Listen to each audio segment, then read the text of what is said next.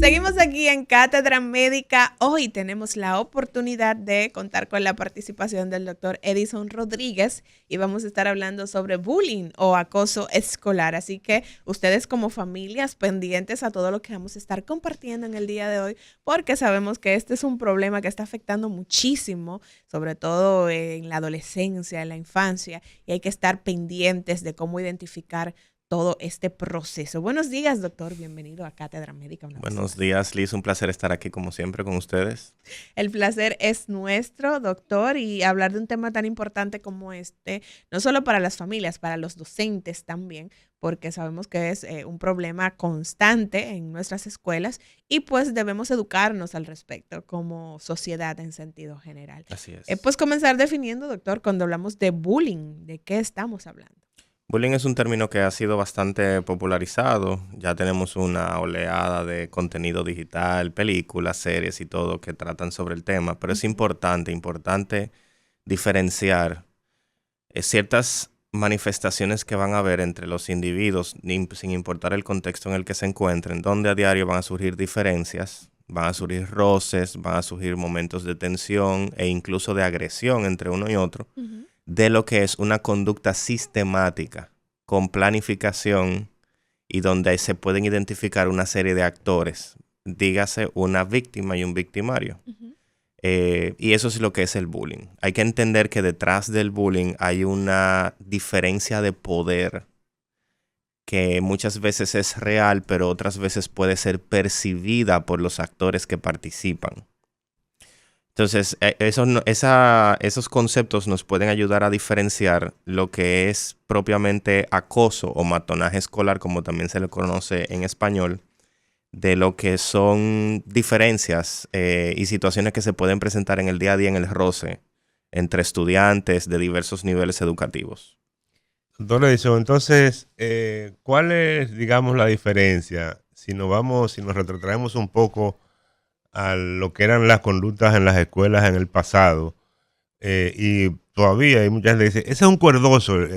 ¿Cuál es la diferencia entre dar cuerda y entonces tener una actitud de acoso y de planificar una acción para ir en contra de alguien en específico? Precisamente lo sistemático del acto. Y también lo dirigido que es el acto hacia ciertas personas que tienen una serie de vulnerabilidades, ya sea físicas o emocionales. Por eso en el acoso escolar va a existir es un acto repetitivo y va a existir ese diferencial de poder. Por lo general se da del más grande al más chico o del que goza de mayor popularidad frente al que goza de menor popularidad o no tiene muy buena presencia social. Es importante reflexionar sobre lo siguiente. Desafortunadamente, la tensión entre niños y adolescentes ha incrementado exponencialmente en épocas recientes, sobre todo debido a la exposición que tienen los niños y adolescentes hoy en día a temas de jerarquía social y de popularidad y de belleza, los cánones y los parámetros que se transmiten a través de redes sociales y las expectativas que tienen los niños. No es lo mismo. Todo adolescente debe pasar por un proceso de compararse con sus pares. Pero no es lo mismo hacerlo en el mundo moderno, donde uno no solamente tiene como punto de comparación a aquellos que están al lado tuyo, sino que tú estás comparándote constantemente con todo aquel con quien tienes contacto a través de redes sociales. Le conozcas o no le conozcas, tengas certeza o no tengas certeza de que lo que está transmitiendo a través de ese dispositivo sea cierto o sea una fabricación. Eso genera muchísima incertidumbre y muchísimo caos. O sea que en mi época nosotros nos comparábamos en la escuela con el grupo que estábamos en la escuela, porque al final eran los que nos conocíamos y ese grupo iba en el barrio. Exactamente. Hoy en día el adolescente, el niño se compara, él en su grupo y el mundo global, digamos. La totalidad a través de las redes sociales. Que es irreal también. Exactamente. Ahí está el problema. Exactamente. Eso ha sido uno de los puntos que ha complejizado más esto de la adolescencia. Sí. El hecho de que están sometidos, porque es un proceso natural, la comparación. Por eso no es lo debido, y ahí empezamos a dejar caer algunas recomendaciones de cómo manejar este tipo de situaciones. No es lo debido simplemente invalidar o menospreciar el sufrimiento del niño que está pasando por algún tipo de proceso social. es muy difícil para los padres pensar como un adolescente, por no decir imposible. Porque para pensar como un adolescente se necesitan tener las estructuras cerebrales de un adolescente. Y ya como adulto, independientemente del grado de madurez o inmadurez que esa persona exhiba, pero ya su cerebro no es el cerebro de un adolescente. Entonces, la tendencia del adulto es a no ser capaz de entender por qué se da un fenómeno, por ejemplo, que a nosotros nos parece sumamente ridículo, y es que un adolescente X tiene acceso a salir X veces al mes y participa de prácticamente todas las actividades sociales que se le presentan. Pero entonces llega una actividad social en particular al que no puede asistir. ¿Por qué? Porque por múltiples razones. Por un tema de logística, por un tema de alguna consecuencia, por una mala conducta, por un tema económico, el que sea.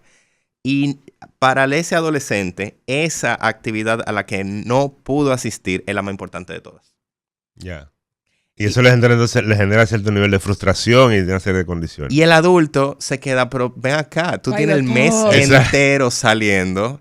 Yo te he dado dinero para que tú vayas al cine todos los fines de semana, etcétera, etcétera, etcétera. ¿Por qué tú te derrumbas y te pones así porque no pudiste ir hoy? Doctor, ¿y qué es lo que ha cambiado? Porque sabemos que la adolescencia es una etapa difícil, pero ahora que usted plantea este ejemplo, para yo salir, yo tenía que pedir permiso un mes antes y que a mi mamá le diera el deseo de darme el permiso de ir. Y uno no se frustraba por eso, doctor. Entonces ahora tenemos unos adolescentes que por todo se frustran.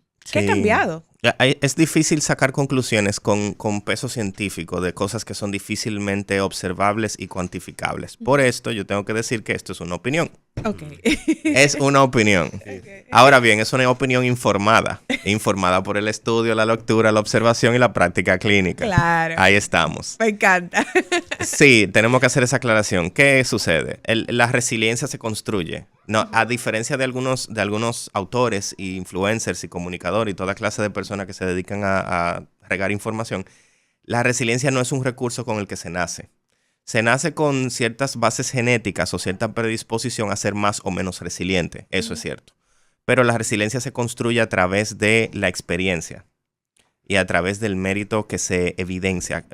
Si hay algo que yo puedo recomendar a los padres, no solamente para prevenir que sus hijos sean víctimas de bullying, sino también para prevenir que sus hijos sean perpetradores de bullying. Los acosadores. Los acosadores. Y para favorecer en general el buen desarrollo del individuo es que toda responsabilidad que el individuo puede asumir sobre sí mismo, como mínimo sobre sí mismo, e idealmente sobre los demás a su alrededor, sin importar la edad que tenga, pero que se constate que tiene la capacidad para llevar a cabo esa función, que lo haga ese individuo. Desde que el niño es capaz de asearse a sí mismo, que lo haga ese niño. Hay algo que deben entender los padres, es que, y eso es un concepto que lo vi plasmado en un comunicador de salud mental recientemente y me encantó cómo él lo dice, y es que todo lo que el padre hace por el hijo, sin la necesidad de hacerlo por alguna limitación, les roba de la autoestima del hijo para alimentar la autoestima del padre. ¿Cómo, doctor? Repita. Wow, doctor. Repita eso. Todo lo que un padre o madre, por consiguiente, hace por un hijo, que ya ese hijo tiene la capacidad para hacerlo por sí mismo, les roba de la autoestima del niño o del adolescente para alimentar la autoestima del adulto. Ya. Hay muchos adultos que buscan cumplir con su cuota de autopercepción y de autorrealización personal a través de hacer y hacer y hacer y hacer y hacer hasta más no poder por los hijos. Y eso es un daño. Claro. Eso es un daño. Pero a veces es parte de ese desconocimiento y por eso es importante el poder desarrollar estos temas en programas como estos para poder psicoeducar a la gente. Porque nosotros tenemos una generación de padres que quizás crecieron en un entorno en donde no tuvieron ese seguimiento de papá y mamá, no tuvieron ese afecto y quieren entonces dar de más a sus hijos. Eso, mira, eso es un concepto válido, eso vale oro. No se puede criar desde las carencias propias.